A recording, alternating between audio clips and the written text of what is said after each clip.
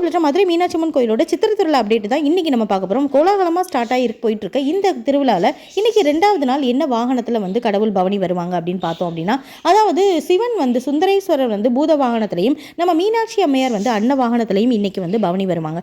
இந்த பூத வாகனத்துக்கான தத்துவம் என்ன அப்படின்னா, பூத வாகனம் அனைத்து பூதகணங்களுக்கும் தலைவராக இருக்கக்கூடிய சுந்தரேஸ்வரர் சிவபெருமான் அப்படின்றத குறிக்கிறதாகவும், பூத வாகனத்தை தரிசிக்கிறதுனால மன பயம் நீங்கி தைரியம் கிடைக்கும் அப்படின்றது வந்து இந்த பூத வாகனத்தோட தத்துவமா இருக்கு.